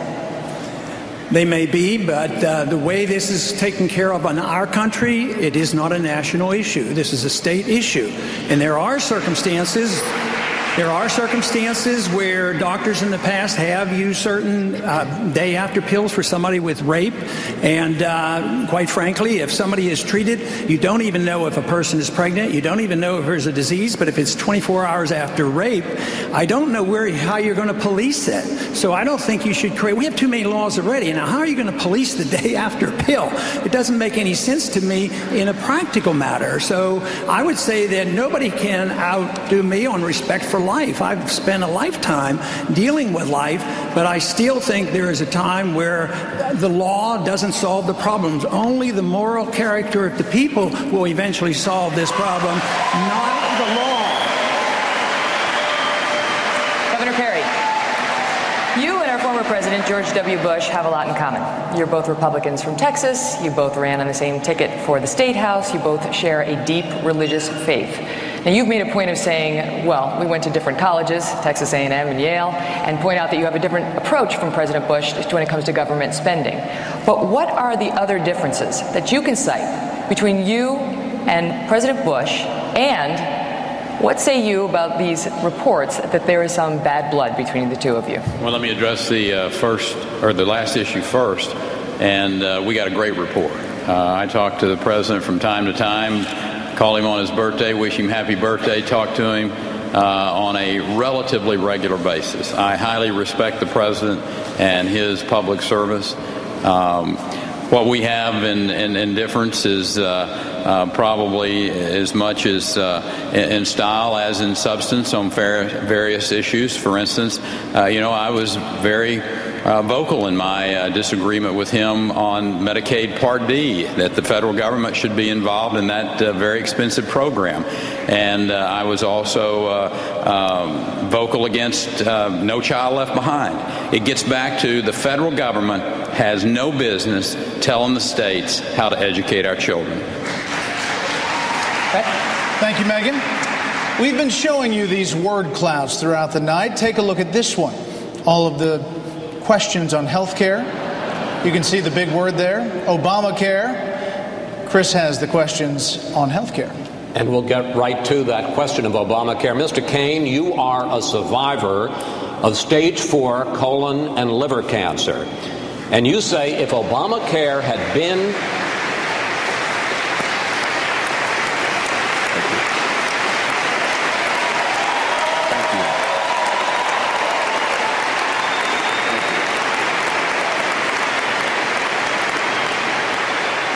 and we all share in the happiness about your situation, but you say if Obamacare had been in effect when you were first being treated, you'd be dead now. Why? The reason I said that I would be dead on Obamacare is because my cancer was detected in March of 2006. And from March of 2006 all the way to the end of 2006, for that number of months, I was able to get the necessary CAT scan, tests, go to the necessary doctors, get a second opinion, get chemotherapy, get surgery, recuperate from surgery, get more chemotherapy in a span of 9 months. If we had been on the Obamacare and a bureaucrat was trying to tell me when I could get that CAT scan, that would have delayed my treatment. My surgeons and doctors have told me that because I was able to get the treatment as fast as I could based upon my timetable and not the government's timetable, that's what saved my life, because I only had a 30% chance of survival. And now I'm here 5 years cancer-free because I could do it on my timetable and not on a bureaucrat's timetable. This is one of the reasons I believe a lot of people are objecting to Obamacare, because we need to get bureaucrats out of the business of trying to micromanage health care in this nation. Governor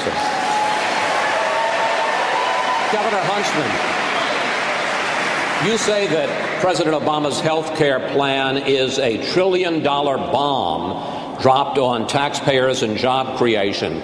But I want to show you the top voted question on YouTube that was submitted on health care, and it comes from Ian McDonald of Michigan, who says he has a health problem. Watch it, sir.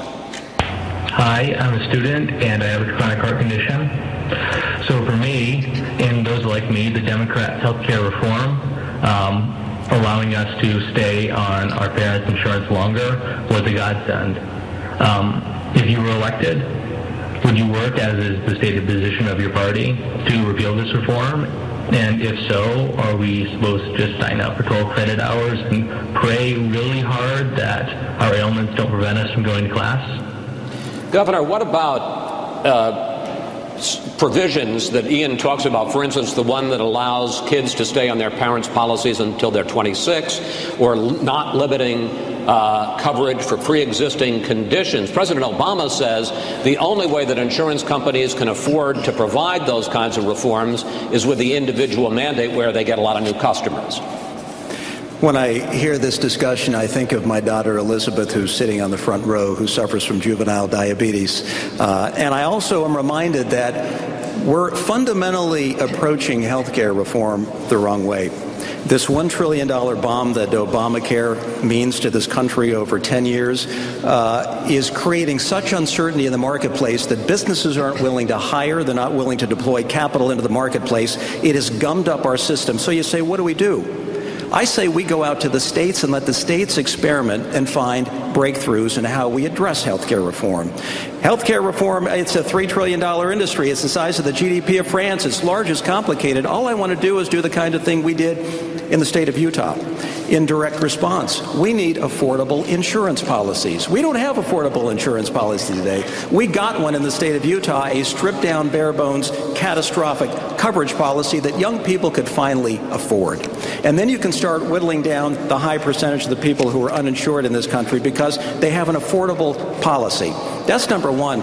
Number two, we have to deal with cost containment measures like harmonizing medical records. We were the first state to do that. So let's forget about federal fixes and solutions and turn to the states where we're going to find real breakthroughs and real answers to this terribly difficult and complicated problem. Thank you. Thank you, Governor. Congresswoman Bachmann, in the last debate, you criticized Governor Perry for his executive order mandating that sixth graders get the HPV vaccine to prevent cervical cancer. Then afterwards, you suggested that the vaccine was linked to mental retardation, and you said that it could, quote, potentially be a very dangerous drug. But the American Academy of Pediatrics has looked at it and says that the HPV vaccine has an excellent safety record. So my question to you is, do you stand by your statement that the HPV vaccine is potentially dangerous? And if not, should you be more careful when you're talking about a public health issue? Well, first, I didn't make that claim, nor did I make that statement. Immediately after the debate, a mother came up to me, and she was visibly shaken and heartbroken because of what her daughter had gone through. And so I only related what her story was. But here's the real issue.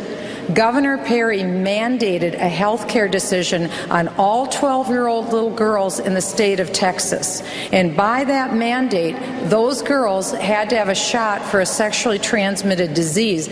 That is not appropriate to be a decision that a governor makes. It's appropriate that parents make that decision in consultation with their doctor.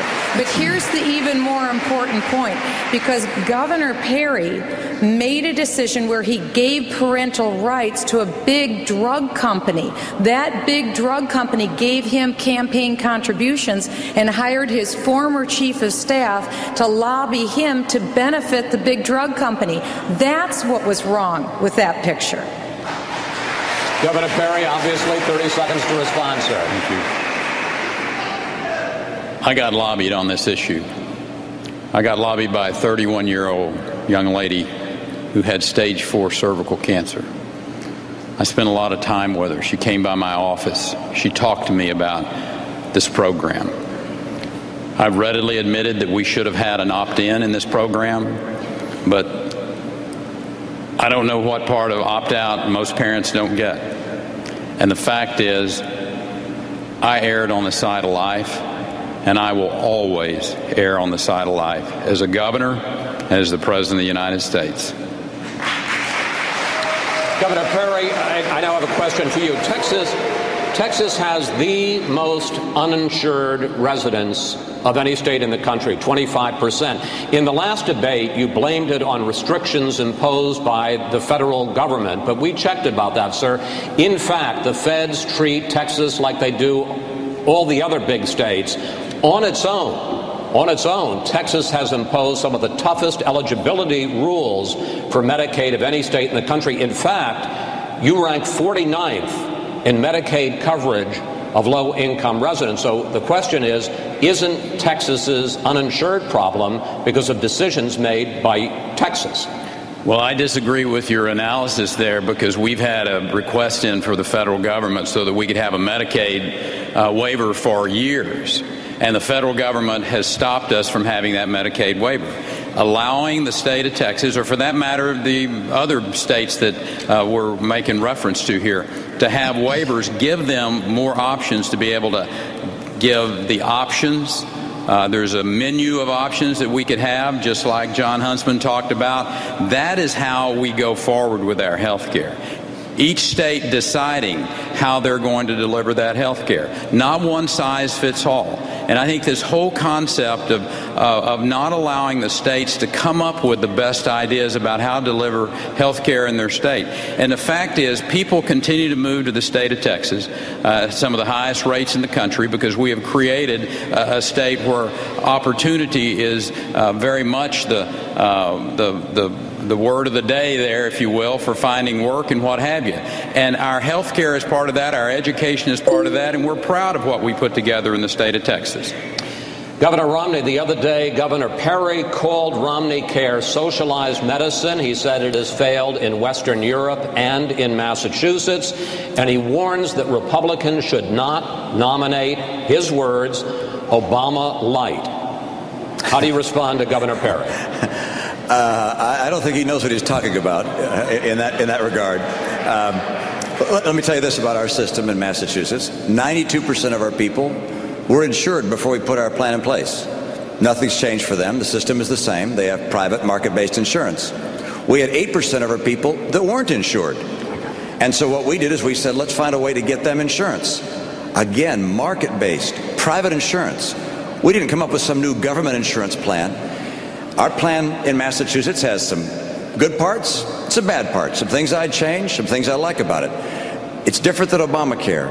And what you heard from Herman Cain is one absolutely key point, which is Obamacare intends to put someone between you and your physician. It must be repealed. And if I'm President of the United States, on my first day in office, I will issue an executive order which directs the Secretary of Health and Human Services to provide a waiver from Obamacare to all 50 states. That law is bad. It's unconstitutional. It shall not stand. Governor Perry, 30 seconds to respond. I think Americans just don't know sometimes which Mitt Romney they're dealing with.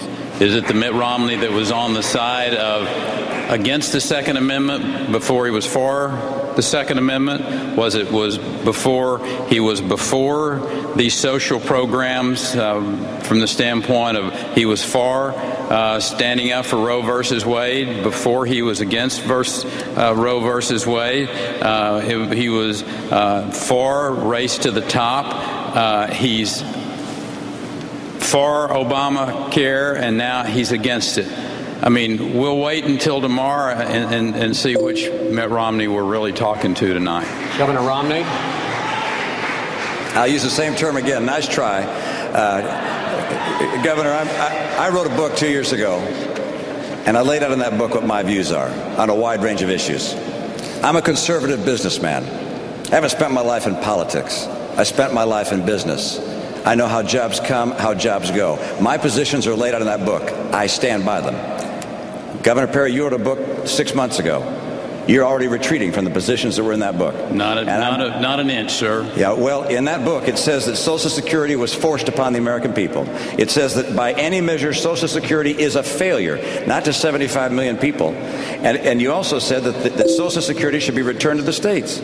Now, those are the positions in your book, and simply, in my view, I'm going to stand by my positions. I'm proud of them. There are a lot of reasons not to elect me. A lot of reasons not to elect other people on the stage.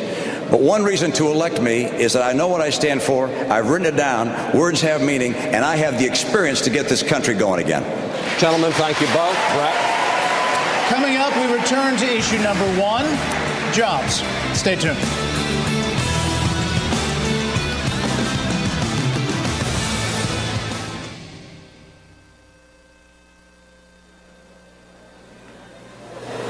All right, thanks for sticking with us on youtube.com/Fox News, where we are breaking down a lot of raw data with the help of Steve Grove with Google and YouTube, and also our very own Chris Stirewalt. One thing that has changed a lot in recent years with campaigns is that instead of going out and making huge, expensive ad buys, a lot of candidates are putting their ads or putting their videos online, and you've got some data on those. Yeah, all of these candidates have YouTube channels. They upload videos almost every day. The first chart we want to show you is the number of videos that people have uploaded by candidate. And if you look at this, the candidate uploading the most videos is Mitt Romney. Number 2 is Newt Gingrich. Yeah, very close. And 3rd is Herman Cain. This is since they've announced their campaign. So most active in terms of videos is Mr. Romney. Okay, but and to add to that, also, how many people are actually going and viewing them? Who's getting the most views? Yeah, so let's take a look at that. In terms of who's the most popular in terms of video views in their videos, Ron Paul takes the cake. Since he's announced 1.6 million views of his videos on YouTube. Herman Cain, number 2, Romney coming close in at number 3. So, of course, again, as Chris said before, Ron Paul, big audience online, lots of video views on YouTube. Does this pay off, Chris, for candidates? I mean, because Steve says they're uploading to YouTube every single day. They're tracking it. They know it's a daily occurrence. But is it worth the time and effort for them? Sure, and you see sort of the difference between a grassroots system or somebody that has a big campaign. But everybody goes to YouTube. Everybody does it now, Governor Perry has got that web video out now that looks like... He does. Actually, we have a picture of that. It looks like the part of it that's most entertaining is the part at the beginning that is like the opening sequence to a horror movie that lays out Barack Obama. It's like a movie trailer. Right. It's kaboom. It's got a big kablooey in it. These people put huge investments. I mean, they put as much production value into these as they used to do or still do on broadcast and cable TV commercials. So, yeah, it's an avenue for people to talk directly to people. The other thing I'd point out is Herman Cain, who is having a great night down there. He's having a fantastic night. He had a big YouTube hit with his video that was basically, it was very grassrootsy, just him like walking around, talking to folks, and I think they had a song. It was a song. Yeah, it was like catchy. It was cool, and it just shows you that this is a citizen democracy is coming back a little bit. It's kind of refreshing, isn't it? Yeah, and you all both mentioned this video. Just how popular is it right now, Steve? Well, this is the most popular YouTube video in the past day amongst all the candidates. Rick Perry's, you can see here, a video called Proven Leadership, 355,000 views in the past 2 days. So right now on YouTube, Perry's the candidate that's really rising. All right, now he's also the person who's taken a lot of heat tonight on his positions as relates to immigration. You've got some data that you've been tracking on that. We do, yeah. We have a poll. We asked folks out there watching on youtube.com/Fox News, what is the best way to fix immigration in the U.S.? And the first option was create a path to citizenship. 35% of you said that was the best way. Second was increase border patrol. 20% weighed in there. Deport all immigrants was the next category. We had 22% weighing in on that. Build a stronger fence, 19%, and then leave them alone, 5%. So the top way to fix immigration in the U.S., according to folks online, is to create a path to citizenship. All right, Chris. Rick Perry's got to like that news because basically he doubled down tonight on his position that says be tough on the border. He always says send out the Ranger teams, Ranger strike teams. I felt like Chuck Norris was going to show up at any moment. You know when what he was I'm talking about. It. But with this is a rather moderate position for what you would expect would be a largely Republican viewership. Yeah. All right. It's good news. Sorry, gentlemen, we got to wrap it up. It's time to head back to the debates.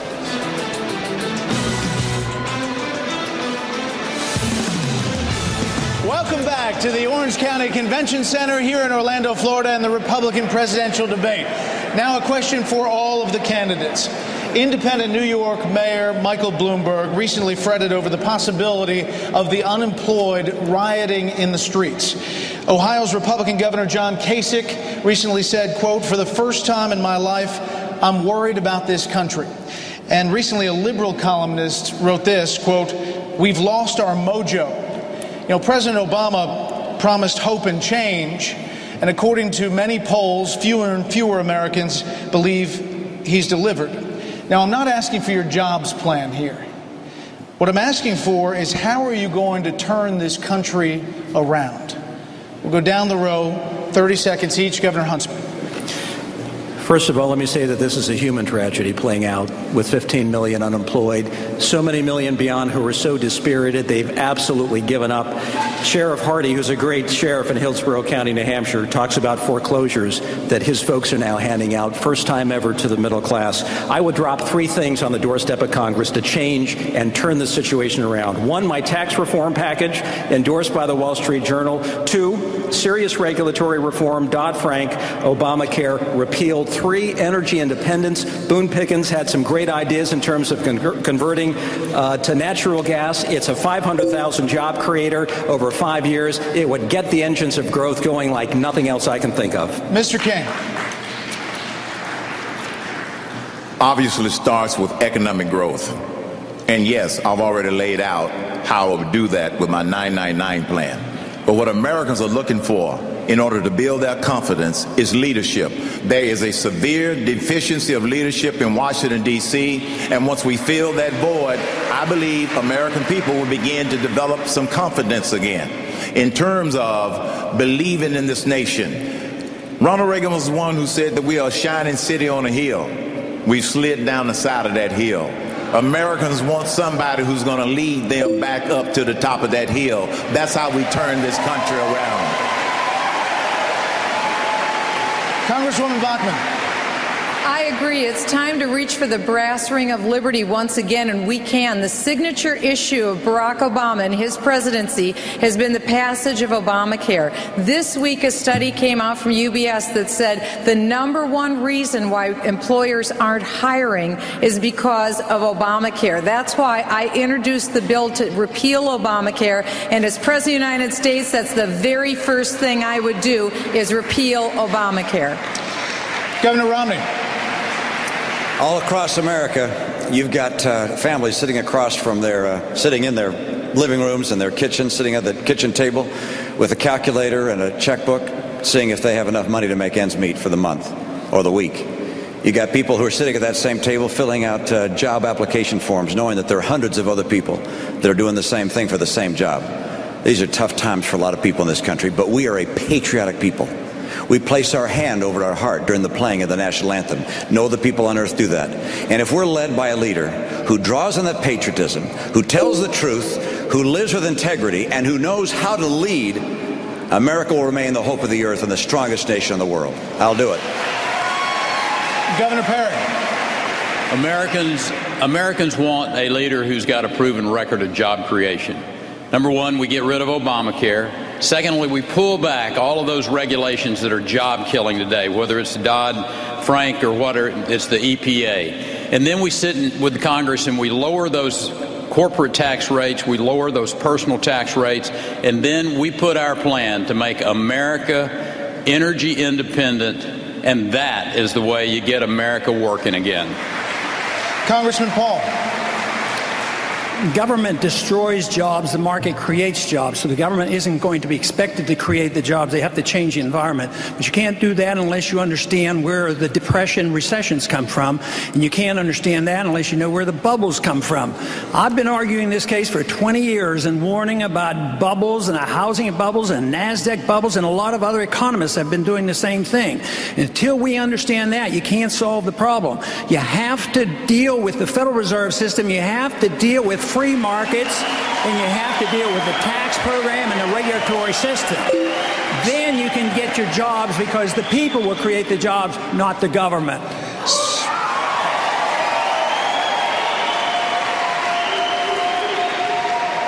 Waiting for the applause, Speaker Gingrich.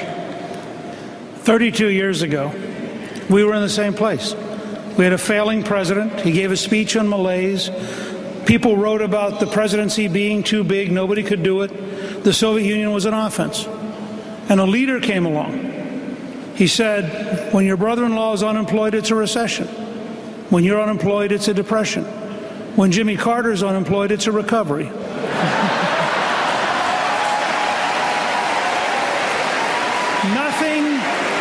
Nothing will turn America around more than election night when Barack Obama loses decisively.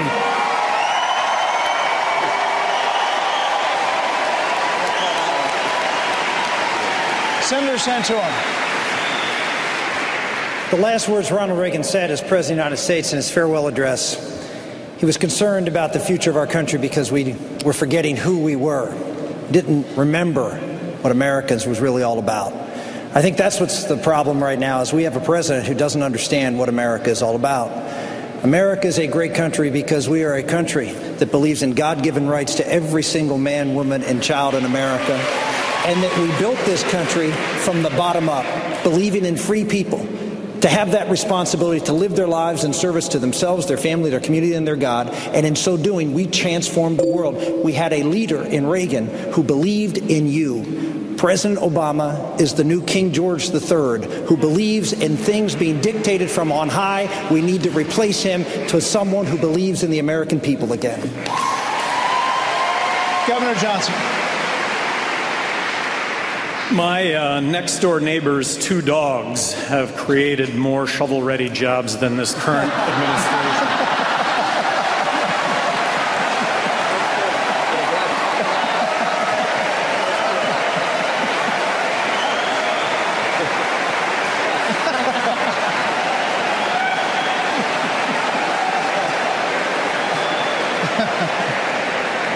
Balance the federal budget now. Not 15 years from now, not 20 years from now, but now, and throw out the entire federal tax system, replace it with a fair tax, a consumption tax that by all measurements is just that. It's fair. It does away with corporate income tax. If that doesn't create tens of millions of jobs in this country, I don't know what does. You just made your neighbor's dog very famous. When we come back in just 1 minute, the final round, we'll be talking about the Republican ticket. We're back from Orlando, Florida.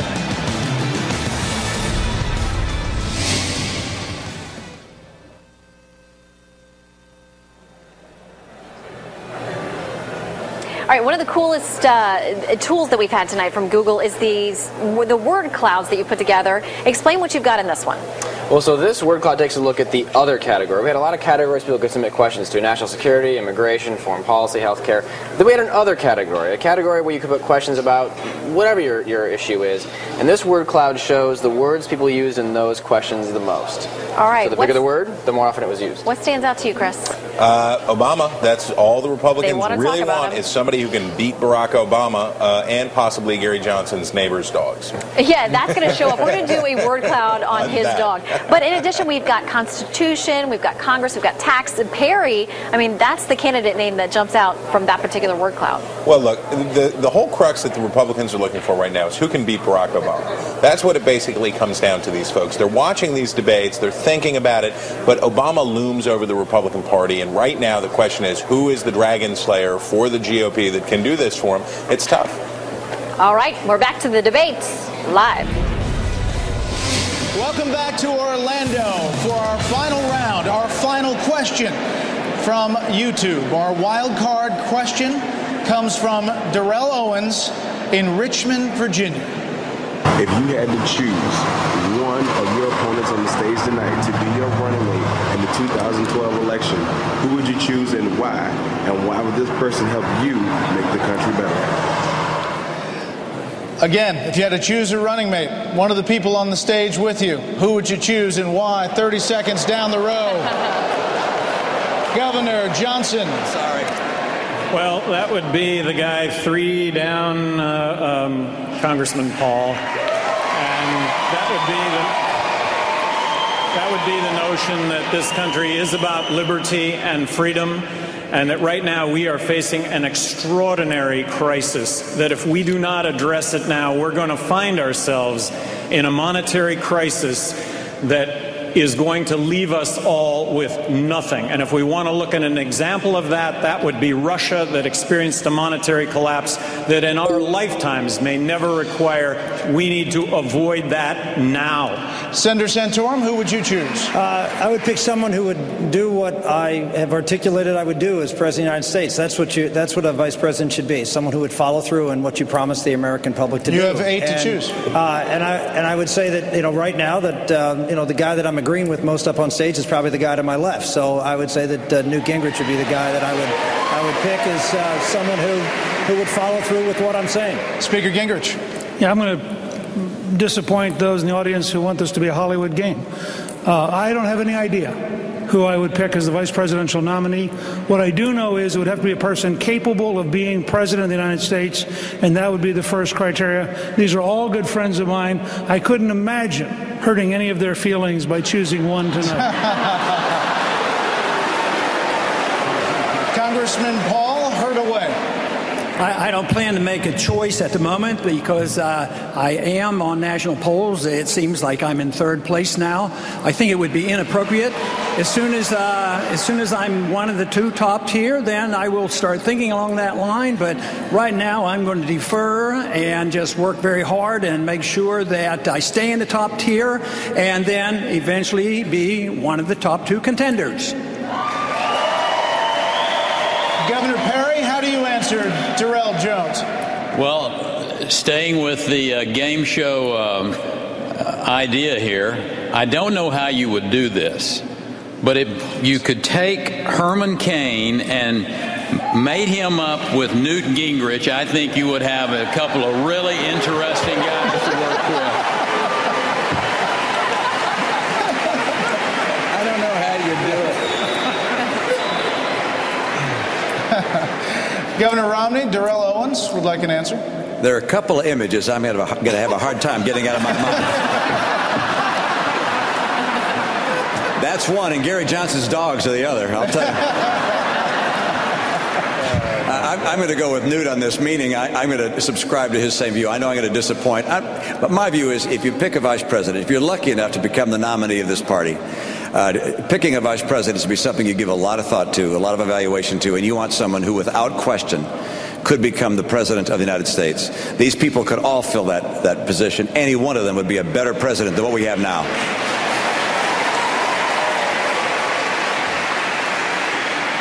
Governor Romney, I hate to follow up here, but you called Governor Perry unelectable based on his Social Security.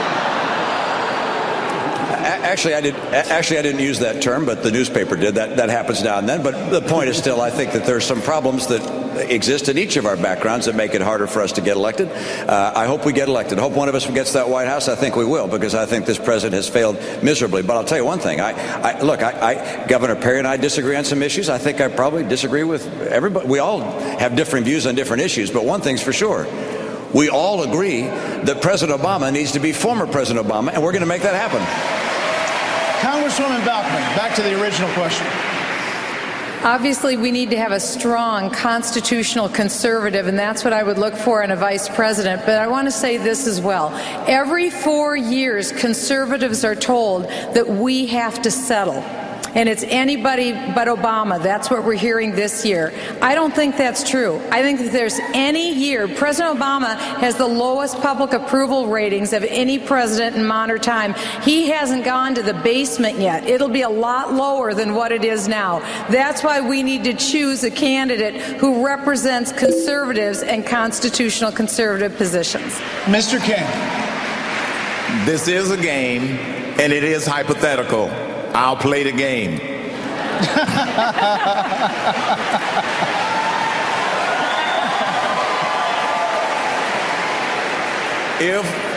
If Governor Romney would throw out his jobs growth plan and replace it with 999, he has a shot. If he does not, I would probably go with Speaker Gingrich, who I have the greatest admiration for in all seriousness because of his history and because of his depth of knowledge. I could go on because I have respect for everybody up here, but it's a game. It is a YouTube question. Governor Huntsman. I'm tempted to say that when all is said and done, the two guys standing in the middle here, Romney and Perry, aren't going to be around because they're going to bludgeon at each other to death. But I'm also reminded of about 4 years ago, we had two front-runners in similar situations, one by the name of Rudy Giuliani, I think, and the other by the name of Fred Thompson. They seemed to disappear altogether. I can't remember where they went. But I would have to say, since Chris Wallace doesn't qualify as somebody on the stage, so I can't pick one of you, that Herman Cain, because of his selection of ties, the fact that we both apparently agree with the gold standard, wearing the yellow ties here tonight. And because of the good neighbor policy, 999 mixed with my tax policy would be the most competitive thing this nation could ever achieve. I'd have to say Herman's my man. Candidates, thank you very much. That is it for our debate tonight. Our thanks to the candidates and their staffs. A big thank you to our debate partner, Google, and the Florida Republican Party. To all the great people here in the Orange County Convention Center, and of course the state of Florida. They could not have been more hospitable. Stay with Fox News Channel, America's election headquarters, all the way to the general election and the inauguration.